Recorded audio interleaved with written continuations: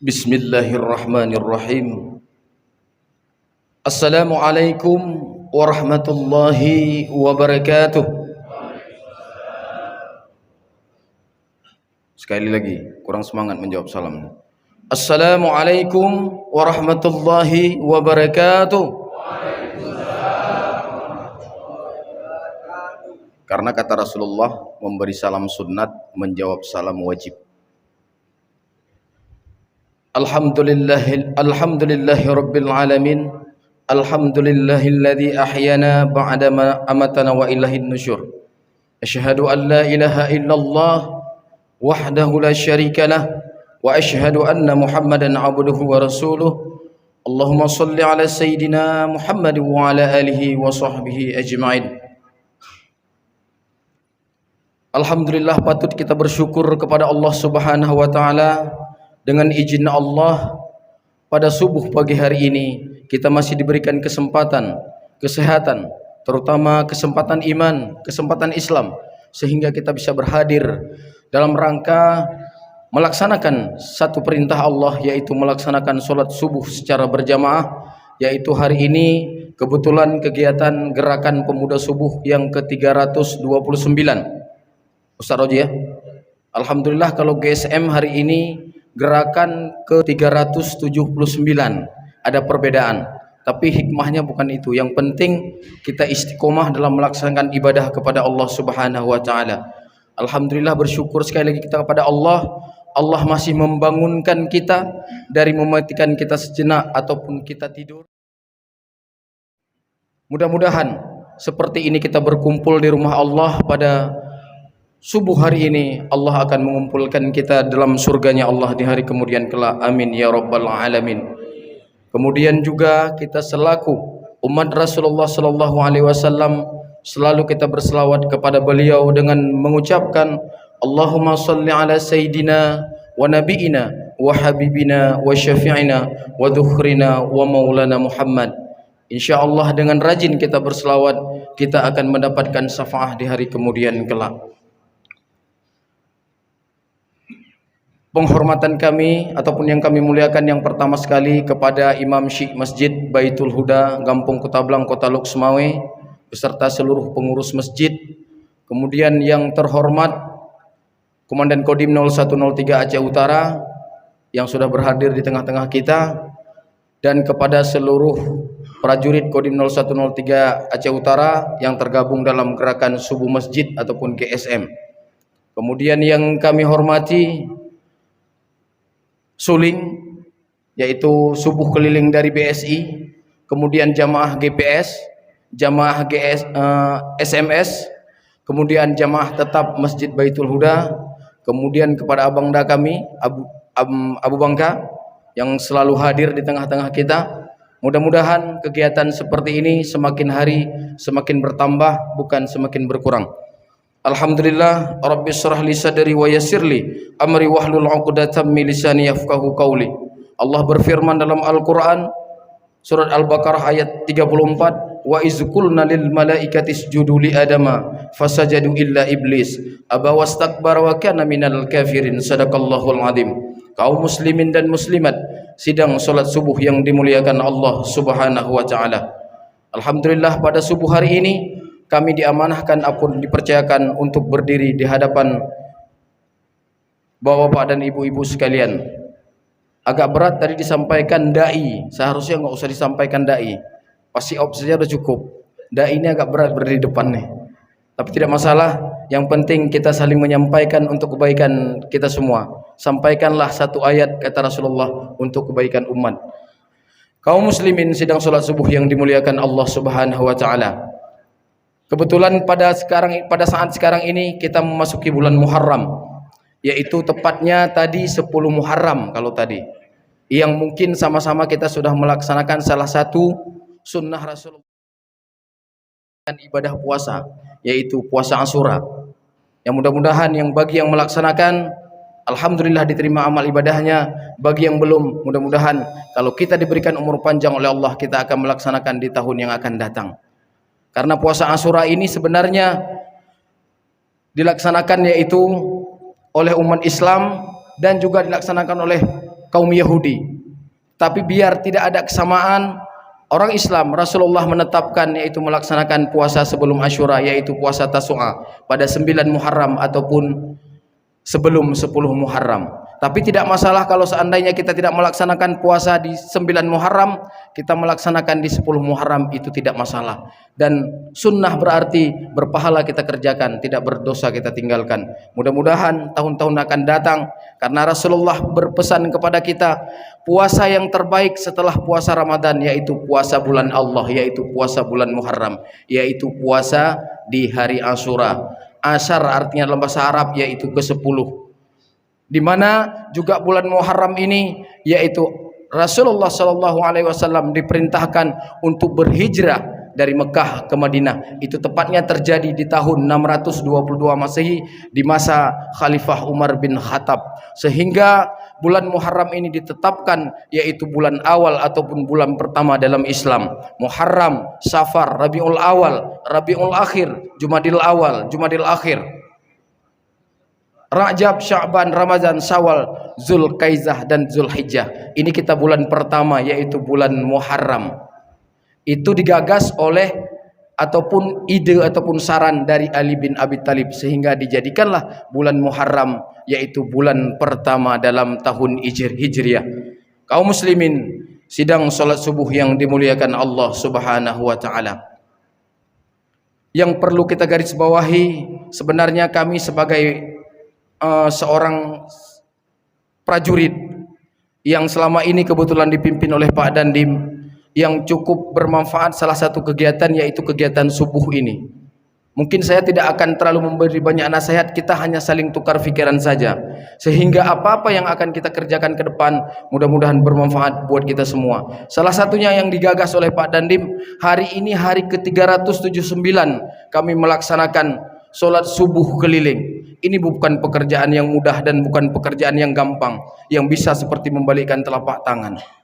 Selama ini mungkin 379, masih ada juga kami kadang-kadang tertinggal. Kita hitung dari 300 berapa prajurit Kodim 0103 Aceh Utara yang mampu melaksanakan. Sama juga dengan kegiatan suling, GPS, SMS. Karena di awal-awal pelaksanaan kegiatan GSM ini banyak pihak-pihak yang meragukan akan kegiatan ini. Apakah hanya akan berjalan sebulan, 2 bulan, 3 bulan? Malah Allah memberikan petunjuk sudah setahun lebih. Pak Dandim di sini sudah hari, kalau setahun, kalau dalam tahun Hijriah yaitu 360 hari. Kalau dalam tahun Masehi 365 hari. Berarti sudah melewati setahun. Itu bukan pekerjaan yang mudah. 40 hari saja kita melaksanakan sholat subuh secara berjamaah, kata Rasulullah, akan dibukakan pintu surga dan akan ditutup pintu neraka. Apalagi setahun.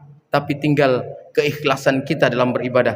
Mudah-mudahan yang pertama, kalau kita laksanakan perintah ini merasa terpaksa, tapi hari berganti hari, minggu berganti minggu, bulan berganti bulan, insya Allah itu akan menjadi pelajaran buat kita, dan ini merupakan kewajiban, kebutuhan yang harus kita laksanakan. Kaum muslimin sidang salat subuh yang dimuliakan Allah Subhanahu wa taala.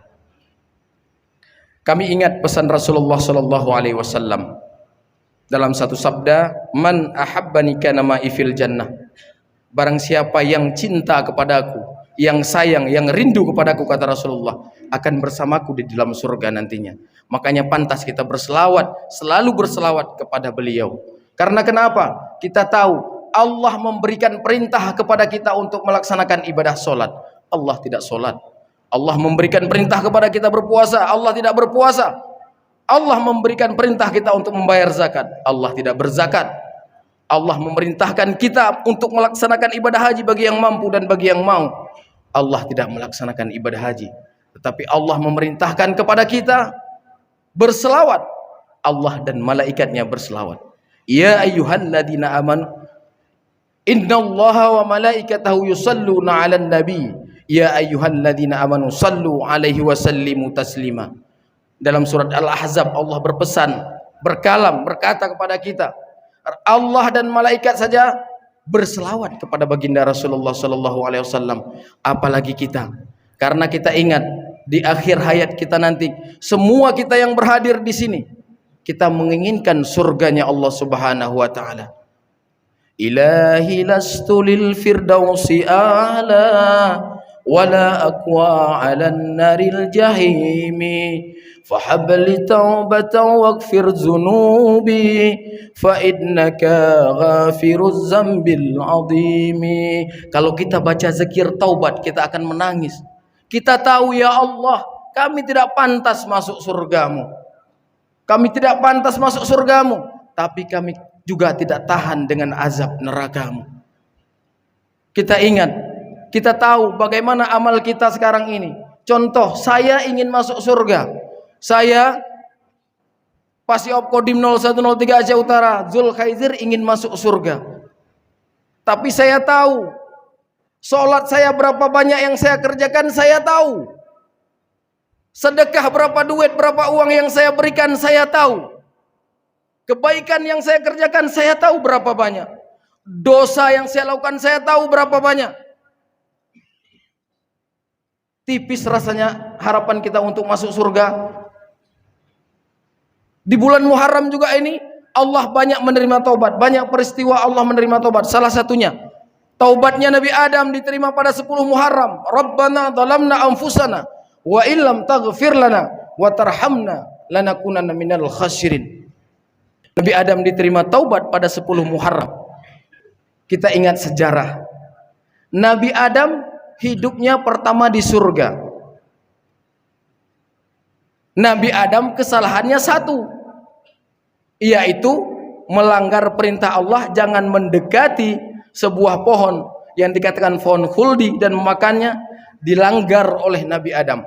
Pelanggaran Nabi Adam satu, hidup Nabi Adam di surga, dikeluarkan Nabi Adam dari surga. Kita banyak dosa daripada ibadah. Mengharap masuk surga, tipis harapan kita masuk surga. Tetapi saya optimis, kita optimis bisa masuk surga. Kenapa? Ada dua. Yang pertama, kita bisa masuk surga dengan rahmat Allah Subhanahu wa taala. Jangan kita berbangga, saya bangun di tengah malam, saya sholat malam, sholat tahajud, saya sering ke masjid. Jangan sampai kita berbangga, saya lebih baik daripada orang yang lain. Kita harus introspeksi diri. Karena masuk surga, yaitu dengan rahmat dan ridha Allah Subhanahu wa ta'ala. Memang perintah sesuai syariat, kita melaksanakan perintah Allah dan meninggalkan larangan Allah, insya Allah kita akan masuk surga. Kemudian yang kedua masuk surga itu, yaitu dengan syafaat baginda Rasulullah Sallallahu Alaihi Wasallam. Itu yang membuat saya optimis, yang membuat kita optimis, manusia optimis untuk masuk surga hanya dengan dua. Jangan kita anggarkan, jangan kita bangga dengan ibadah kita. Tapi itu yang harus kita lakukan, karena itu merupakan perintah Allah. Makanya kita harus optimis. Kita yang hadir di sini bisa masuk surga, yaitu dengan dua perkara. Dengan rahmat Allah Subhanahu wa taala, rizanya Allah, kemudian dengan syafaat baginda Rasulullah sallallahu alaihi wasallam. Makanya sering-seringlah kita berselawat kepada baginda Rasulullah sallallahu alaihi wasallam. Jangan kita tinggalkan selawat. Jangan begitu kita melaksanakan ibadah, setelah kita ibadah kita cepat-cepat meninggalkan musola kita, masjid kita tinggalkan, seolah-olah kita paling sibuk, kita paling banyak pekerjaan. Kita bayangkan berapa waktu kita melaksanakan ibadah kepada Allah dalam satu hari satu malam. 5 waktu kita diperintahkan untuk sholat wajib oleh Allah. Kita bayangkan, kalau kita sholat berjamaah lumayan, trip dan sembayang. Baca imum ayat yang panjang baca, nyamina panjang baca sudah protes kita. Contoh kalau kita hari Jumat dibacakan surat As-Sajdah, kan panjang surat As-Sajdah, banyak yang tidak mau hadir ke masjid, panjang kali ayat yang dibaca. Ada yang kita berkomentar seperti itu di antara kita, tapi tidak kita jamaah yang berhadir pada hari ini. Saudara-saudara kita yang di sana, terlalu panjang ayatnya dibaca Pak Imam nih. Apalagi imamnya agak mengalun-mengalun sedikit. Nah, kalau imamnya agak cepat. Nah, kalau kita sholat sendiri, berapa panjang surat yang kita baca? Mungkin kita baca inna a'tayna biar cepat sholatnya. Padahal Rasulullah menganjurkan kepada kita, panjangkanlah solatmu jika kamu solat sendiri. Tapi itu ditafsirkan yaitu solat sunnah. Kalau bagi kita yang laki-laki, kecuali kaum ibu-ibu. Kalau kita laki-laki, tempatnya kita solat yaitu berjamaah. Baiknya kita di masjid. Laksanakan solat di masjid. Apalagi ini solat subuh. Tidak gampang melaksanakan solat subuh. Saya yakin banyak yang tidur ketimbang yang sholat subuh. Kalau kita keliling setiap hari, kami Kodim keliling setiap hari sholat subuh, masih banyak adik-adik kita, saudara-saudara kita yang di warung-warung kopi itu yang duduk, apa ini sholat apa tidak nih, masih main HP. Kalau main HP tegak lurus kayak gini, ini WA namanya. Ini main HP-nya seperti ini nih. Nah, daftar main HP, saya lihat ada kopi main HP-nya seperti ini. Ini yang perlu kita salahkan sebenarnya. Yang pertama, orang tua kita, orang tua. Yang kedua, punya warung juga setidaknya mengingatkan, berani mengingatkan. Ini kadang-kadang takut kita mengingatkan. Seharusnya yang punya warung diingatkan, "Dek, itu sudah azan." Kadang-kadang sudah azan, sudah mau qomat, masih aja duduk. Seperti itu. Jadi harus ada yang mengingatkan. Yang punya warung juga harus mengingatkan, "Dek, sudah waktunya sholat, kita tutup sebentar, kita laksanakan ibadah dulu." Ini banyak kita lihat di jalan-jalan nih, di warung-warung ini. Yang mudah-mudahan ini tidak terjadi lagi. Kita sama-sama, mungkin kita punya anak, kita ajak anak kita, makanya sebelum kita ke masjid, minimal kita bangunkan dulu istri kita. Anak kita yang perempuan, bangun dulu, setelah mereka ngambil wudhu, baru kita berangkat. Jangan kita berangkat cepat-cepat jam 4, anak tak bangun, istri tak bangun. Begitu kita pulang dari sini, belum bangun dia, belum sholat. Aduh, sia-sia pekerjaan kita. Kita capek sudah berangkat ke masjid, anak istri belum bangun di rumah. Kalau perlu kita ajak juga istri kita ke sini, tidak masalah. Karena perempuan sebaik-baik tempat ibadah adalah di rumah, di samping tempat tidurnya. Boleh ke masjid, bukan nggak boleh, silakan. Tapi lebih bagus didampingi oleh suaminya. Jangan berangkat sendiri. Ini di Aceh ini saya tengok terbalik-balik. Di tempat saya sana lebih banyak kaum perempuan yang mengisi masjid daripada kaum laki-laki. Gitu kita tanya bapaknya di mana, Bu? Sholat di rumah. Nah, terbalik-balik nih. Apa harus pakai sarung berarti yang bawa bapaknya? Kaum muslimin dan muslimat, sidang sholat subuh yang dimuliakan Allah Subhanahu wa taala. Sedikit lagi pesan daripada Rasulullah sallallahu alaihi wasallam. Tanda-tanda orang bahagia. Tanda-tanda orang bahagia itu kan ada 4. Yang pertama, selalu mengingat akan kesalahan yang dia lakukan. Itu ciri-ciri ataupun tanda-tandanya orang bahagia. Itu bisa kita lihat. Jadi setiap kita akan melakukan suatu pekerjaan, apalagi pekerjaan yang jelek, yang buruk, pasti ingat kita dengan pekerjaan yang pernah kita lakukan. Dosa saya sudah banyak, kesalahan saya sudah banyak, ngapain saya lumurkan diri saya dengan dosa. Itu ciri-ciri orang bahagia. Selalu ingat dia akan dosa ataupun kesalahan yang pernah dia lakukan. Kemudian yang kedua, dia selalu melupakan kebaikan yang pernah dia buat. Yaitu kebaikan, misalnya kita bersedekah, kita memberikan infak kemana-mana. Begitu kita duduk di tempat keramaian ataupun cerita, saya kemarin juga memberikan sedekah, saya juga memberikan infak ke Masjid Baitul Huda sebanyak seperti ini. Itu tidak bagus. Kalau bahasanya tangan kanan memberi, tangan kiri tidak tahu. Tetapi kalau zaman sekarang ini harus juga kita pahami, Allah itu maha mengetahui, tapi manusia juga harus diberitahu. Innama a'malu binniyat, kembali kepada niat kita. Ini semua kita viralkan di sini.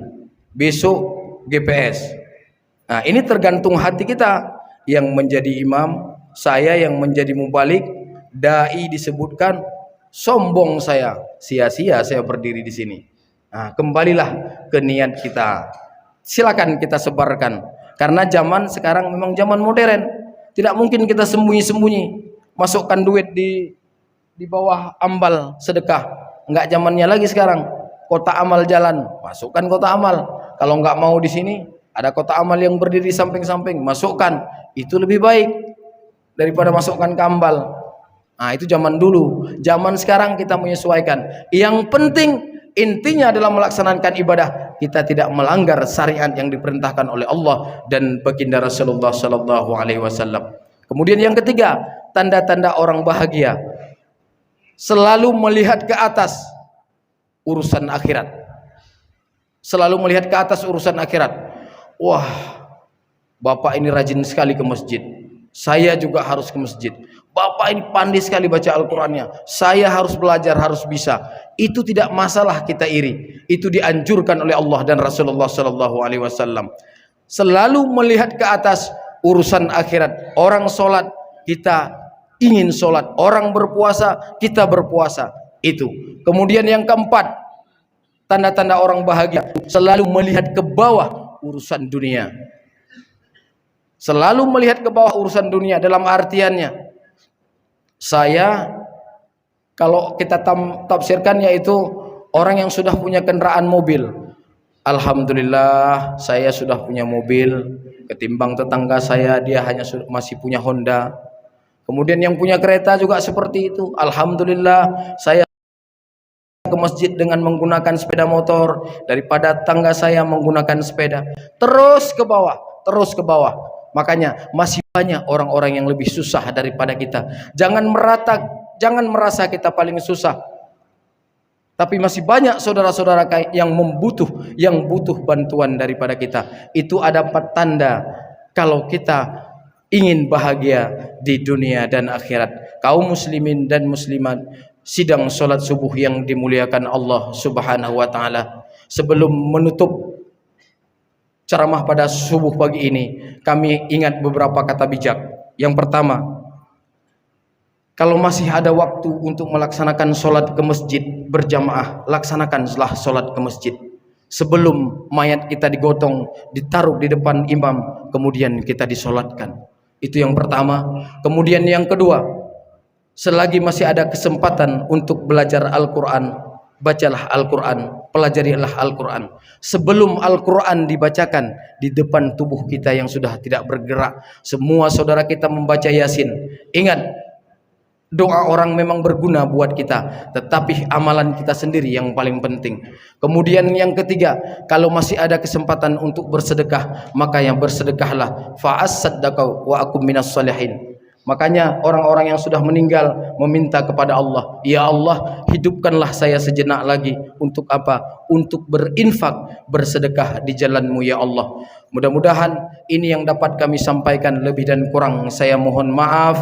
Akhirul kalam. Assalamualaikum warahmatullahi wabarakatuh.